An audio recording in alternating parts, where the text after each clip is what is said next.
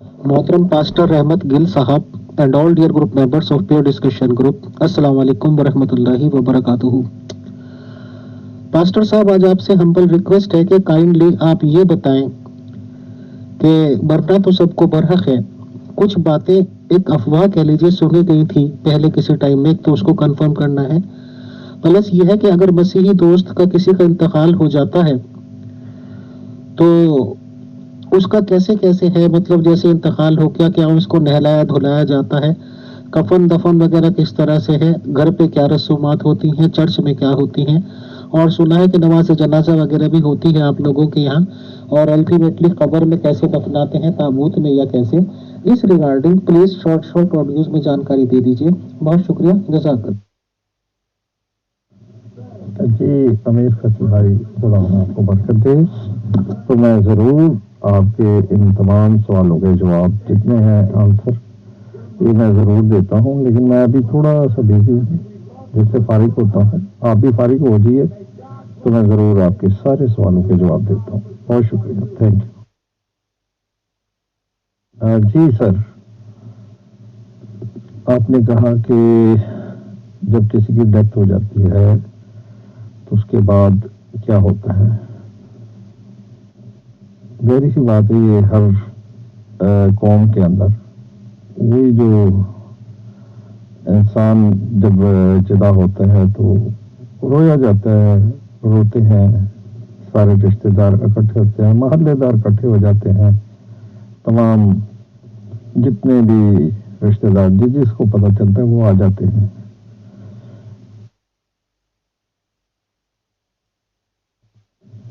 और फिर उसे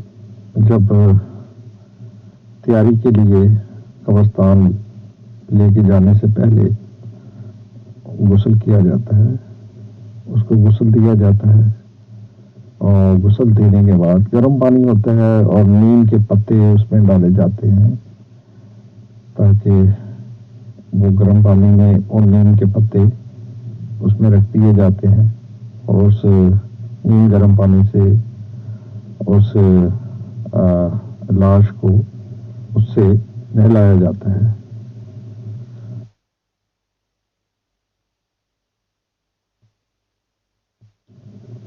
और उसके बाद जब चर्च में दाखिल किया जाता है और उस वक्त चर्च में जाकर, जैसा कि मैंने एक दिन पहले भी आपको बताया था कि चर्च में जाकर वहाँ जनाजा पढ़ा जाता है, और चर्च के अंदर जैसे जनाजा पढ़ा जाता है फिर वहाँ से उनको कब्रिस्तान के लिए लेकर जाते हैं। और जब कब्रिस्तान में जाते हैं तो वहाँ पादरी साहब, जो भी पास्टर हो, पादरी हो, फादर हो,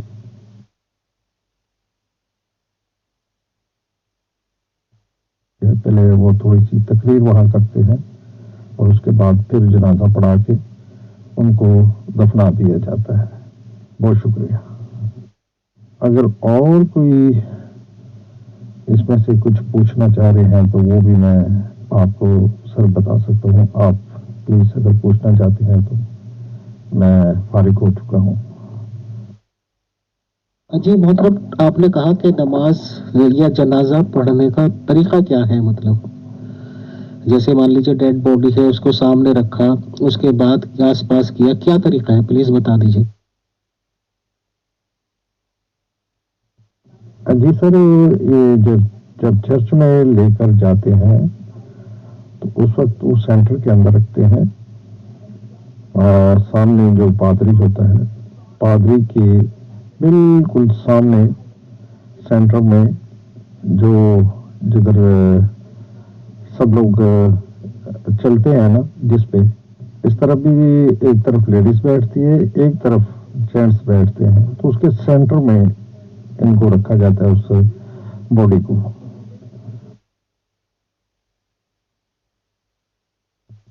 पढ़ते क्या है सर, कोई आयतें बाइबल की या क्या तरीके, और क्या ये जो पास्टर या फादर जो भी मौजूद है सिर्फ वो पढ़ेंगे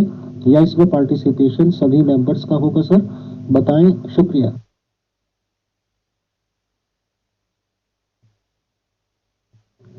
जी जी, एक्चुअली یہاں پر جن کو مخصوص کیا جاتا ہے وہ جنازہ بھی پڑھاتے ہیں، نکاح بھی پڑھا سکتے ہیں، وہ مخصوص کیے جاتے ہیں، وہ پادری ہوں، وہ بشپ ہو، وہ فادر ہو، یا اس کے بعد دیکھیں اس میں بہت سارے، سب سے پہلے تو بشپ ہوتا ہے، بشپ کے نیچے پاسٹر ہوتا ہے، پاسٹر کے نیچے پھر مبشر ہوتا ہے، مبشر کے نیچے جو ایلڈر ڈیکن ہوتے ہیں وہ نہیں پڑھا سکتے، یہ مبشر تک ہوتا ہے کہ مبشر کو بھی مخصوص کیا جاتا ہے تو وہی پڑھاتے ہیں، اور یہ بائبل مقدس کی آیت کو لیتے ہیں کہ جو مسیح یسوع نے ہم سے عہد کیا تھا کہ وہ آپ مر بھی جاتے ہو تو اگر تم مجھ پر ایمان لاتے ہو تو آخری روز میں، عدالت کے روز میں پھر تم زندہ کیا جاؤ گے۔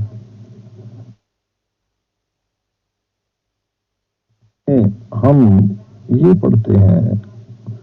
پھر اس میں یہ بھی بتایا جاتا ہے کہ جیسے مسیح یسوع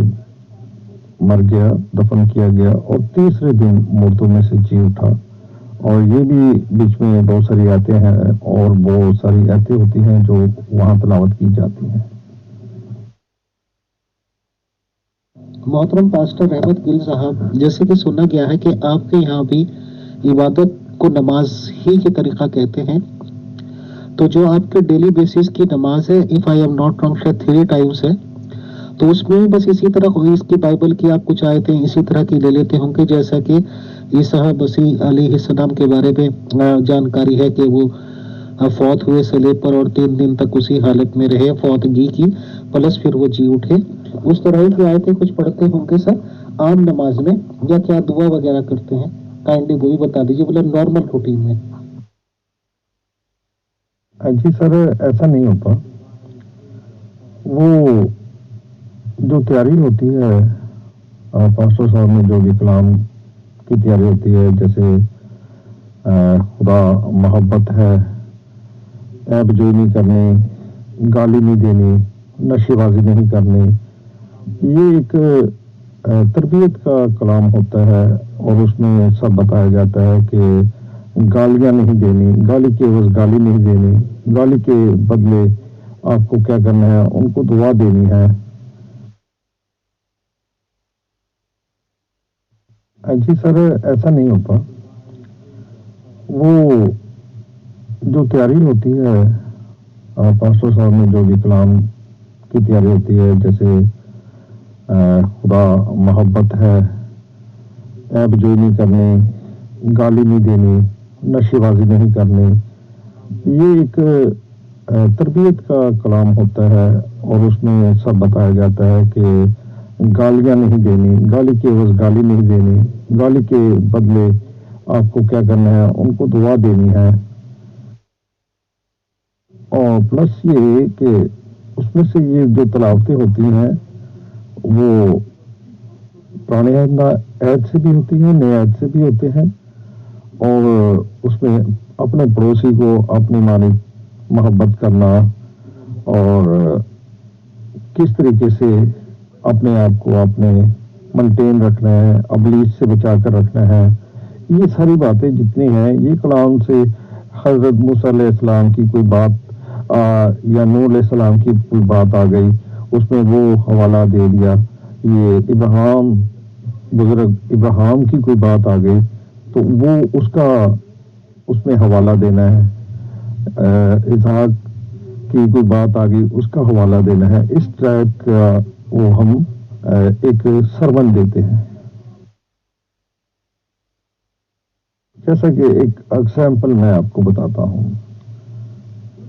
بزرگ موسیٰ ملک مصر سے بنی اسرائیل قوم کو نکالا، جب وہاں سے نکلے تو وہ لوگ، جب بزرگ موسیٰ خدا کے پاس چلے گئے 40 دن کے اور 40 رات کے لیے، یہ چیزیں بتائی جاتی ہیں، اور پھر اس میں 10 حکم ہے کہ جب بزرگ موسیٰ کو 10 حکم ملے تو وہ حکم، پہلا حکم بتانا، دوسرا، یہ تمام حکم جو ہیں وہ بتائے جاتے ہیں، 10 کے 10 حکم۔ اب جیسے کہ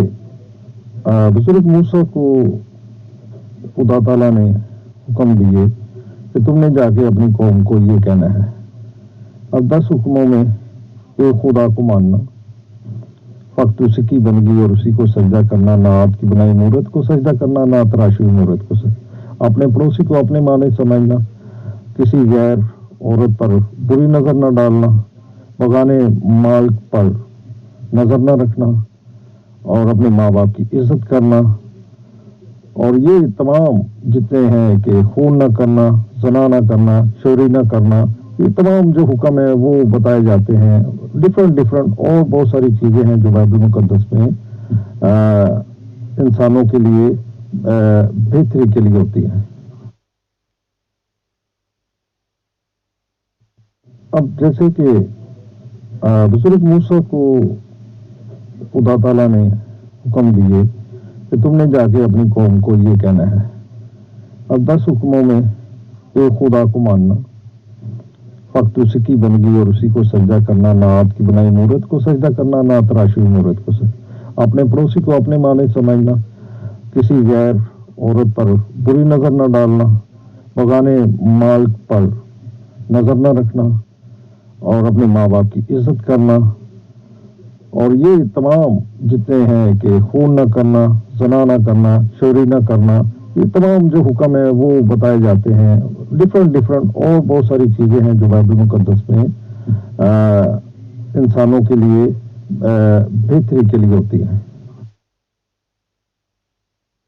और जैसे एग्जाम्पल कि अपने दुश्मनों के लिए दुआ करना, अपने सताने वालों के लिए दुआ करना, मुश्किल में हो तो क्या करना है, खुदा के हुजूर कैसे झुकना है, खुदा के हुजूर से क्या मांगना है। और इसी तरह दुआ के बारे में बताते हैं कि दुआ हमें कैसे नबी करते रहे, कैसे रसूल करते रहे, और इसी तरह हमें कैसे दुआ करनी है। हमें रसूलों ने क्या बताया है, हमें नबियों ने क्या बताया है कि नबी कैसे दुआ करते थे, तो खुदा ताला उनकी सुनता था। अगर हम ऐसे दुआ करेंगे तो हम, और जो हमें दुआ के लिए कहा गया है वो तो बड़ा तरीकाकार जो है बड़ा मुश्किल और पेचीदा है, लेकिन वो आज एक्चुअल कोई कर नहीं सकता।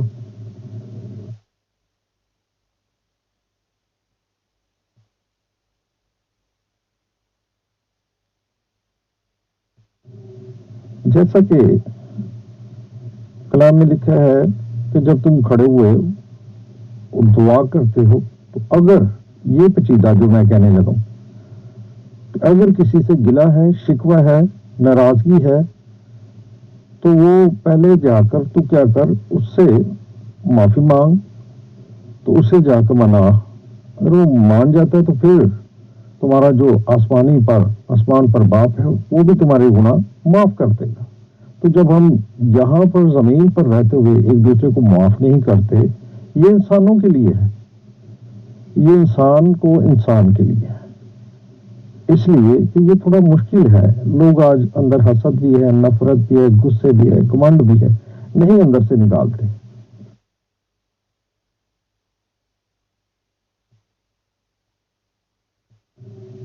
जैसा कि कलाम में लिखा है कि जब तुम खड़े हुए और दुआ करते हो तो अगर ये पेचीदा जो मैं कहने लगा, अगर किसी से गिला है, शिकवा है, नाराजगी है, तो वो पहले जाकर तू क्या कर, उससे माफी मांग, तो उससे जाकर मना। अगर वो मान जाता है तो फिर तुम्हारा जो आसमान पर बाप है वो भी तुम्हारे गुनाह माफ कर देगा। तो जब हम यहाँ पर जमीन पर रहते हुए एक दूसरे को माफ नहीं करते, ये इंसानों के लिए है, ये इंसान को इंसान के लिए है, इसलिए कि ये थोड़ा मुश्किल है। लोग आज अंदर हसद भी है, नफरत भी है, गुस्से भी है, घमंड भी है, नहीं अंदर से निकालते। जैसा कि कलाम में लिखा है कि जब तुम खड़े हुए और दुआ करते हो तो अगर ये पेचीदा जो मैं कहने लगा, अगर किसी से गिला है, शिकवा है, नाराजगी है, तो वो पहले जाकर तू क्या कर, उससे اور کہتے کہ ہم دعا کرنے جا رہے ہیں، لیکن اندر حسد ہے، نفرت ہے، غصہ ہے، گمنڈ ہے، تفرقے ہیں، جدائیاں ہیں، لالچ ہے، بغض ہے، نفرت ہے. تو یہ چیزیں جو ہے جس انسان کے اندر ہوں گی نا، وہ کبھی بھی اگر وہ دعویٰ کرتا ہے نا میں جنت میں چلا جاؤں، آسمان کی بادشاہی میں داخل ہو جاؤں اور خدا مجھے معاف کر دے گا، جب خدا کے حکموں کو نہیں ہم مان رہے، جب خدا کے کلام کو نہیں ہم مان رہے، بدن کو تو نہیں ماننا، ہمیں تو اس کلام کو ماننا ہے جو ہمارے لیے اترا ہے. یہ چیزیں ہم بتاتے ہیں سر. اگر اور کچھ پوچھنا چاہتے ہیں تو ضرور پوچھیں. God bless you. محترم پاسٹر رحمت گل صاحب، میں نے مسلمانوں کے یہاں تو یہ دیکھا ہے کہ قبر کی جب کھدائی ہو جاتی ہے تو اس میں ظاہر سی بات ہے گہرا گڈھا ہوتا ہے اور اس میں سب سے پہلے زمین پر لیٹا دیا جاتا ہے مردہ جسم کو. اس کے بعد شاید 1.5-2 فٹ کی لگ بھگ کی اونچائی پر ایک منڈیر ٹائپ بنائی جاتی ہے اور اس پہ بانس کے 1.5 فٹ یا 2 فٹ ہوتے ہوں گے سر اتنی چوڑائی کے بانس سے اس کو کور کر دیا جاتا ہے یا وہ چھت بنا دی جاتی ہے. اور کہا یہ جاتا ہے کہ اتنی اونچائی پہ وہ بنائی جاتی ہے کہ وہ مردہ جب لیٹا ہوا ہے تو وہ اٹھ کے بیٹھ سکے، یعنی کہ اس کے سر جہاں تک آئے وہاں تک کی چھت کی کوشش کی جاتی ہے. اور پوچھنے پر یہ لوگ یہ بتاتے ہیں کہ وہ فرشتے آتے ہیں نا منکر نکیر وہاں پہ پوچھنے کہ کس نبی کو مانا تھا، کون سا دھرم تھا، یہ وہ، تاکہ ان سے بات چیت اسموتھلی ہو سکے. اور اس کے بعد خیر بانسوں کے اوپر ایک چٹائی ٹائپ بچھائی جاتی ہے اور اس کے اوپر مٹی ڈال دیتے ہیں لوگ. ایک مٹھی بھر جب لوگ ڈالتے ہیں تو اس کو ایک ثواب سمجھتے ہیں، باقی سب مزدور وغیرہ یا جو بھی لوگ پھاولے سے اس سے اس کو برابر کر دیں گے. بہرحال میرا سوال یہ ہے آپ سے، میں نے یہ سنا ہے اور شاید دیکھا بھی ہے کہ مسیحی لوگ جب قبر پہ مردے کو اتارتے ہیں تو وہ ایک کوفن ٹائپ یا کیا بولنا چاہیے لکڑی کا تابوت کہہ لیجیے اس میں باڈی کو رکھ دیتے ہیں اور اس لکڑی کے باکس کو پھر دفناتے ہیں. کیا یہ بات صحیح ہے ہماری جانکاری میں کہ باڈی ایک لکڑی کے باکس میں ہی رکھ کر دفنائی جاتی ہے یا یہ کیا کانسیپٹ ہے؟ پلیز بتائیں. جی سر، ایکچوئل سیم یہاں میرے گھر کے سامنے یہ صرف 1 منٹ لگے گا یہاں سے پیدل جانے میں، صرف 1 منٹ. سامنے قبرستان ہے، مسلم بھی قبرستان ہے اور کرسچن بھی ایک ساتھ ہی ہے. اس میں اب دیوار لگائی ہے. وہ تھوڑا سا ایسا مسئلہ ہو گیا تھا کہ ان کی قبریں زیادہ ہو گئی تھی تو وہ ہماری طرف بڑھنا شروع ہو گئے تھے. تو سیم ہی صرف ہمارے اوپر کراس لگا ہوتا ہے تو ہمیں پتہ چل جاتا ہے کہ یہ ان کو پتہ چل جاتا ہے کہ یہ کرسچن کی قبر ہے، اور وہاں جو تختی اوپر لگاتے ہیں وہ پتہ چل جاتا ہے یہ مسلم کی قبر ہے. اور سیم اسی طرح قبر کھودی جاتی ہے، سب کچھ کیا جاتا ہے. ٹھیک ہے، مٹی سبھی ڈالتے ہیں اسی طرح ہی، مٹی 2 ہاتھ جتنے بھی وہ 2 مٹھیاں بھر کے ڈال دو، 4 مٹھیاں بھر کے ڈال دو، وہ ڈالنی ہوتی ہے. ٹھیک ہے، اس کے بعد اوپر سلیب ڈال دی جاتی ہے. سلیب کے اوپر کیا کرتے ہیں، سلیب ڈال دی جاتی ہے. سلیب ڈال کے پھر اوپر مٹی ڈال دی جاتی ہے اور پھر اسے دفنا دیا جاتا ہے.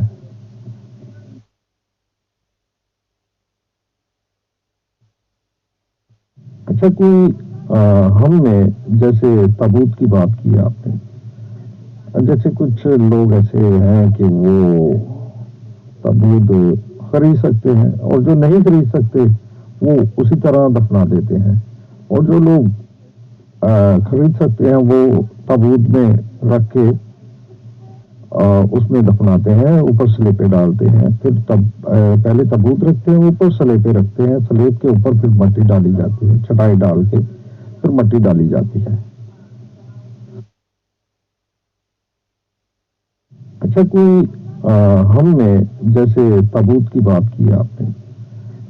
جیسے کچھ لوگ ایسے ہیں کہ وہ تابوت خرید سکتے ہیں اور جو نہیں خرید سکتے وہ اسی طرح دفنا دیتے ہیں، اور جو لوگ خرید سکتے ہیں وہ تابوت میں رکھ کے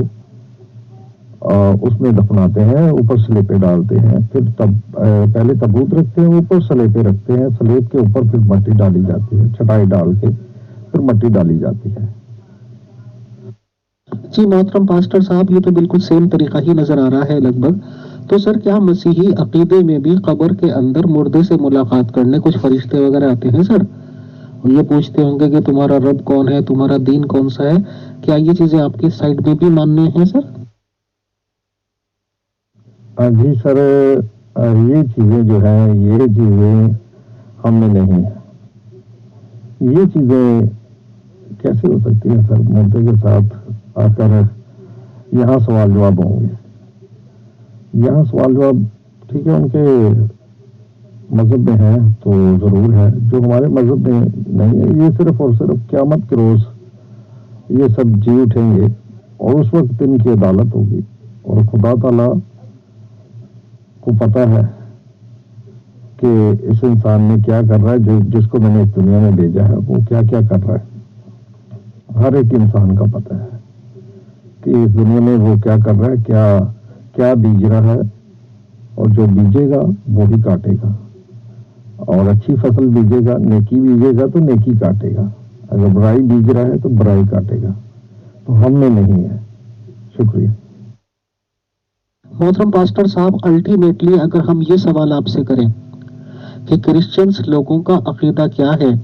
کہ کیا صرف مسیحی لوگ، یعنی کہ جو مسیحی آپ لوگ ہیں وہی جنت میں جائیں گے،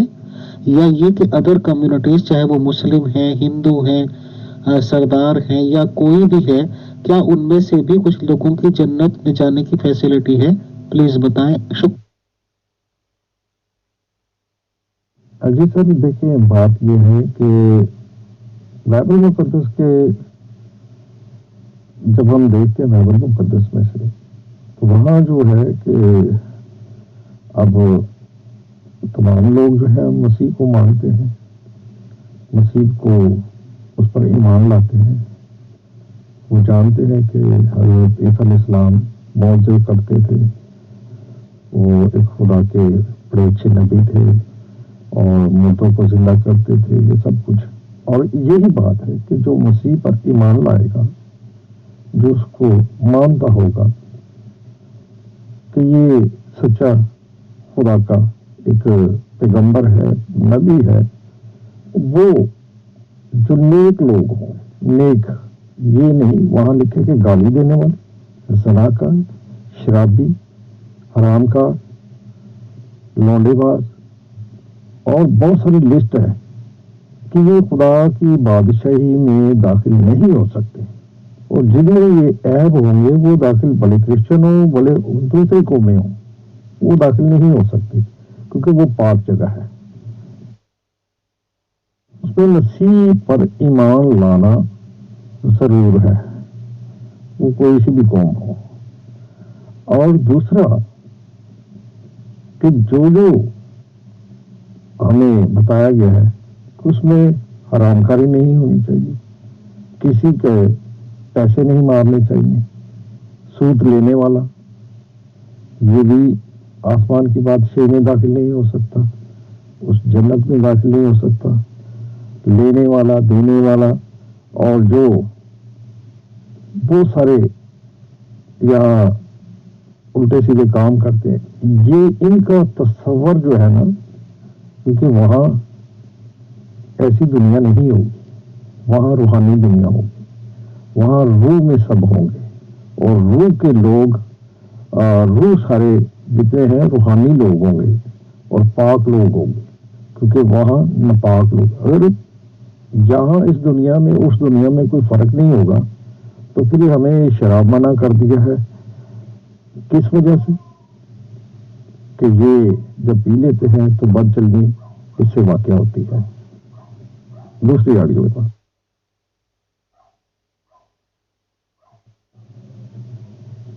اور جو آسمان کی بادشاہی میں داخل ہونا چاہتا ہے وہ نیک آدمی ہونا چاہیے، اس میں غریب کی مدد کرتا ہو،